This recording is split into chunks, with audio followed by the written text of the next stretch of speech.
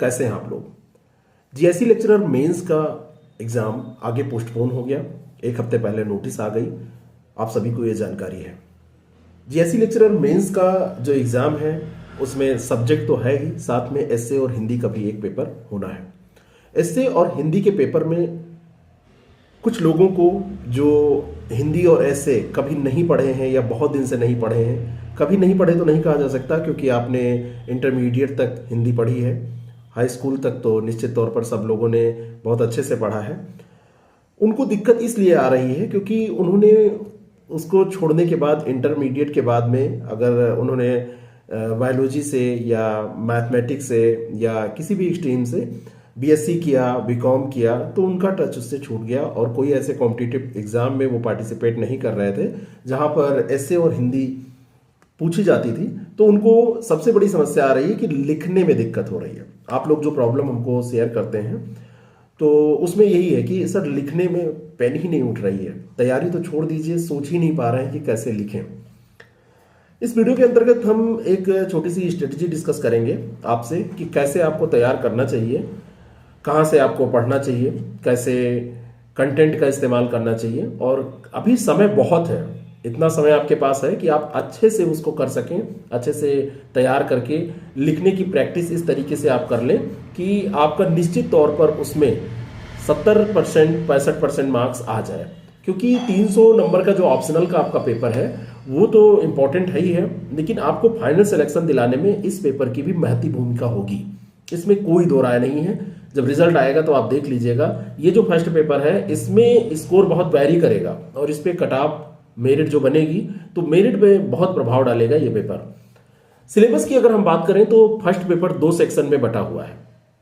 रणनीति देखने से पहले हमको सिलेबस देखना होगा और ये 2 सेक्शन में पहला सेक्शन है हिंदी का, जिसमें हिंदी व्याकरण आपसे पूछा जा रहा है, और दूसरा सेक्शन है निबंध का, एस्से का, जिसमें हिंदी में आपको एस्से लिखना है। कई लोगों को ये भी कंफ्यूजन है कि एस्से कैसे लिखना है, हिंदी में लिखना है या अंग्रेजी में लिखना है। तो मैं आपको बताऊं कि एस्से जो यहाँ पे लिखना है हिंदी में ही लिखना है, ये हिंदी का ही पेपर है, अंग्रेजी में आपको एस्से लिखने की अनुमति यहाँ पर नहीं दी जाएगी।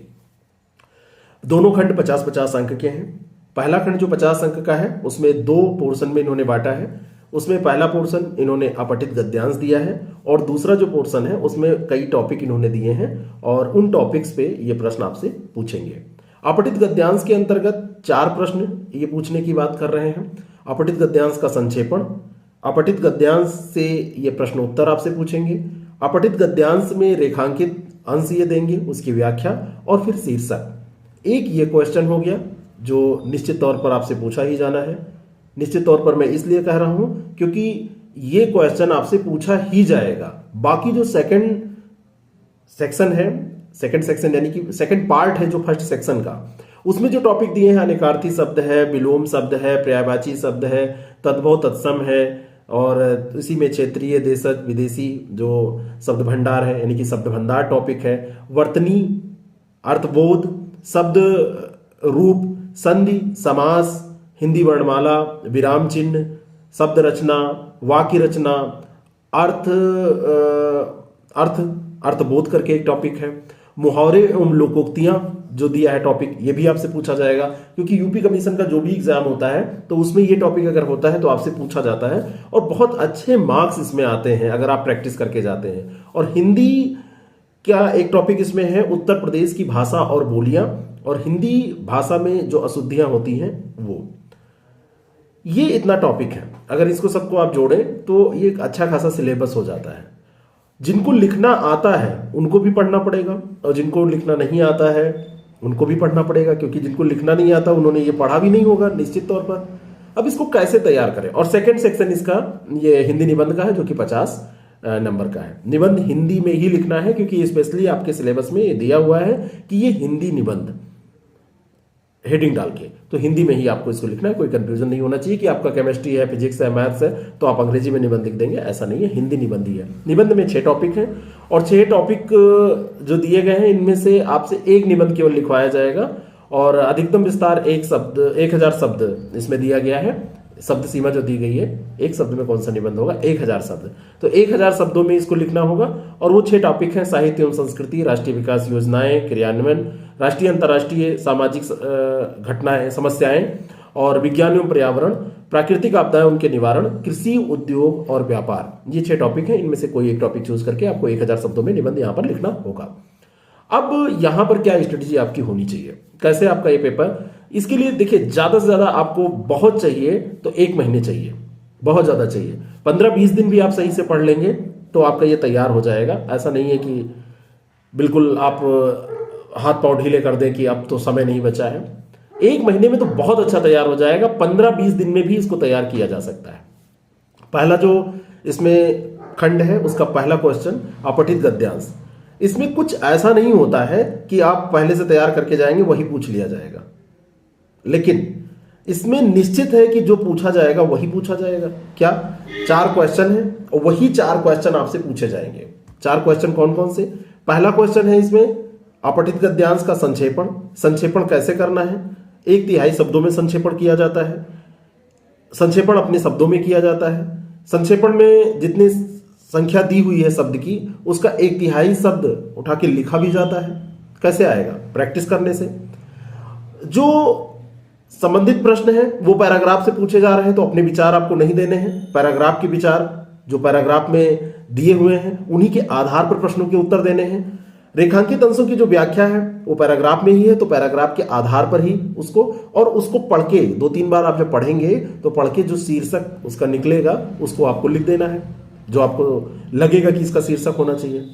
बताने को तो ये बता दिया गया, लेकिन ये प्रैक्टिस जो है बहुत जरूरी हो जाती है जब आप अपठित गद्यांश वाले प्रश्न का उत्तर देते हैं, क्योंकि 20 से 25 नंबर का यही एक क्वेश्चन होगा जिसमें ये 4 छोटे छोटे प्रश्न पूछे जाएंगे। एक अवतरण 20-25 नंबर आपको दिला सकता है, तो इसकी प्रैक्टिस करिए। आप मार्केट से कुछ लीजिए, आप हमसे जुड़ के जैसे भी जहां से भी करना हो आप प्रैक्टिस करिए, और प्रैक्टिस के दौरान आपकी जो गलतियां हैं उनको चेक कराइए, आपस में शेयर करिए और देखिए कि आप जो कर रहे हैं वो सटीक उत्तर दे पा रहे हैं कि नहीं। इस क्वेश्चन को तो केवल प्रैक्टिस के द्वारा ही किया जा सकता है और कोई इसमें दूसरा उपाय नहीं है। सेकंड पोर्शन पे हम आए जहां पे अर्थबोध दिया है, विलोम दिया है, पर्यायवाची दिया है, अनेकार्थी शब्द दिए हैं। इनका आप शॉर्ट नोट पढ़ लीजिए, इनके मायने समझ लीजिए जहां से भी आपको पढ़ना हो।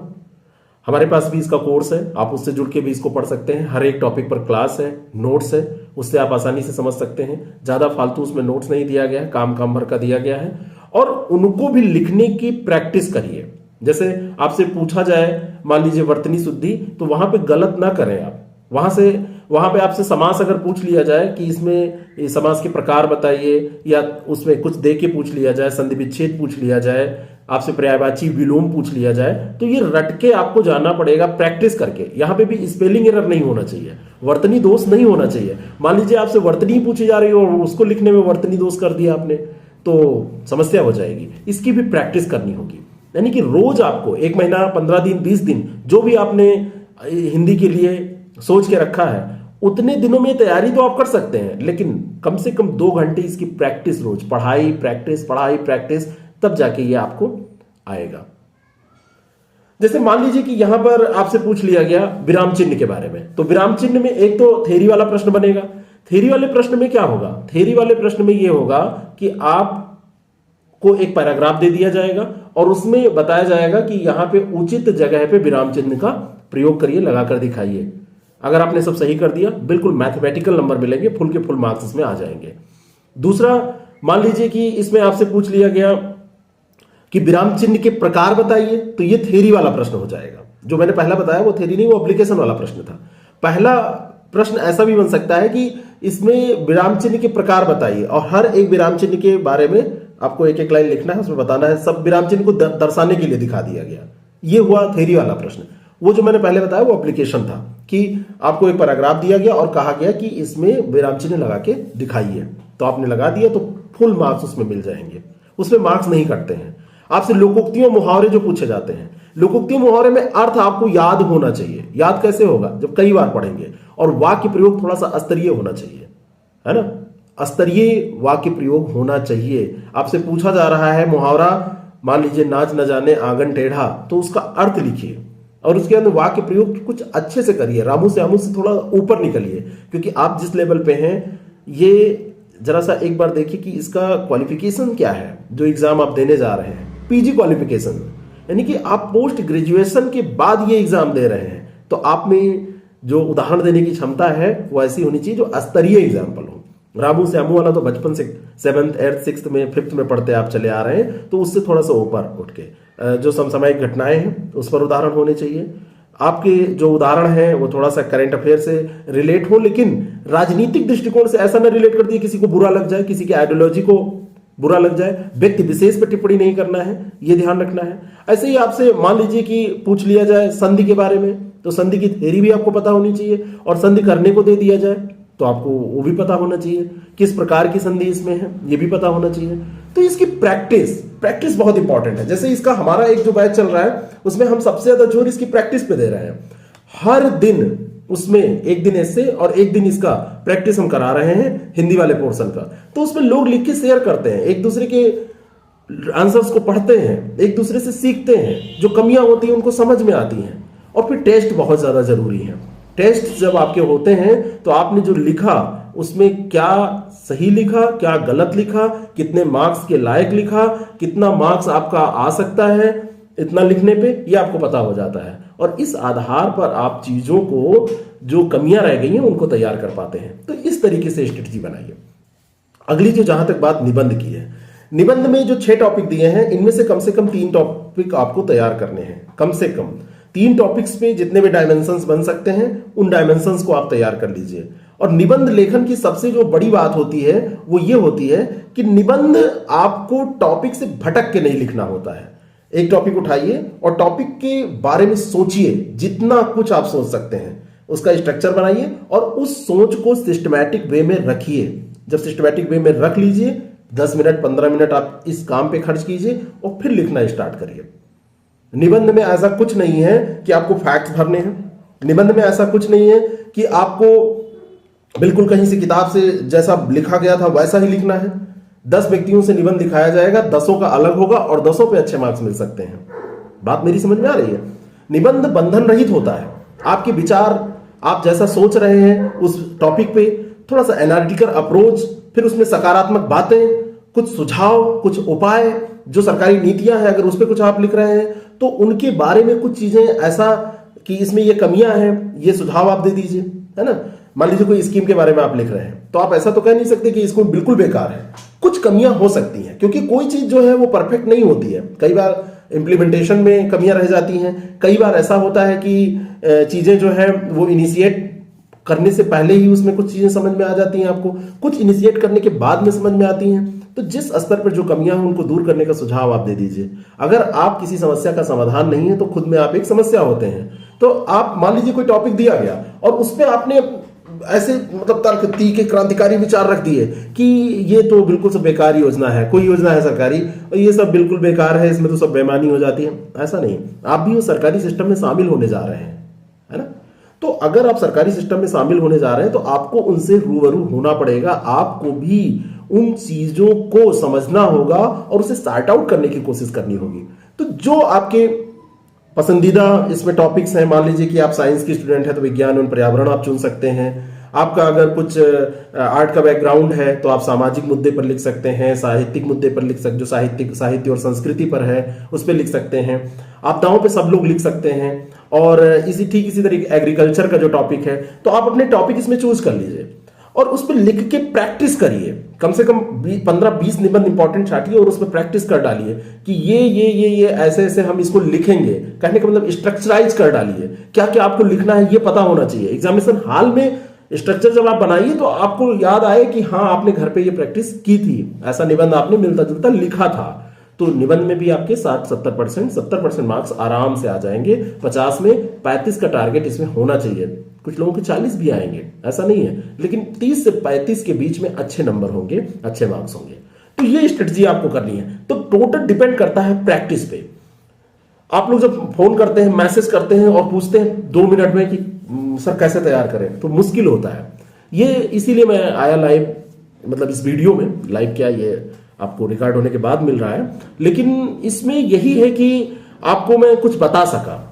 बाकी अगर आप इस काम को आसान करना चाहते हैं तो हमारी टीम ने पूरा वर्क किया है, मैंने गाइड किया है पूरा। हमारा एक कार्यक्रम है जीआईसी मेंस लेक्चरर का, टेस्ट सीरीज प्रोग्राम भी है और ये भी कार्यक्रम है, तो उसको आप ज्वाइन कर सकते हैं। उसमें सबसे बड़ी फायदे की जो बात है कि उसमें बड़े अच्छे अच्छे स्टूडेंट हैं जो जुड़े हुए हैं और वो लिखते हैं रेगुलर, तो उनसे आप अपने जो आंसर्स हैं लिखने की बात तो सीख सकते हैं, उनसे चेक करवा सकते हैं, उनसे टैली कर सकते हैं, है ना। चेक करवाने का मतलब ये है कि आप कहें कि देखिए हमारा भी क्या इसमें कमी है, और बाकी मैं तो हूं ही, टीम आपकी है ही है, तो ये सारा काम तो होता रहेगा। टेस्ट जो आप देंगे उसको हम लोग चेक करेंगे, वो बताएंगे, तो आप उससे जुड़ के भी कम समय में अच्छी तैयारी कर सकते हैं। बाकी अब जैसा मैंने बताया ऐसा आप फॉलो करके आप अपने आप भी तैयार कर सकते हैं, कहीं से भी तैयार कर सकते हैं। अगर हमसे जुड़ना है आपको तो नीचे डिस्क्रिप्शन बॉक्स में नंबर दिया है और स्क्रीन पे भी डिस्प्ले हो रहा है, आप इस नंबर पर 6307281212 पर मैसेज करिए, व्हाट्सएप जीआईसी मेंस या हमारे एप्लीकेशन आईएएस प्रेप एकेडमी, जिसका लिंक नीचे डिस्क्रिप्शन बॉक्स में दिया है, वहां से जीआईसी मेंस का जो 999 का कोर्स है उसको ज्वाइन कर सकते हैं, जो बिल्कुल डिस्काउंट रेट पे दिया जा रहा है। Thank you so much, all the very best.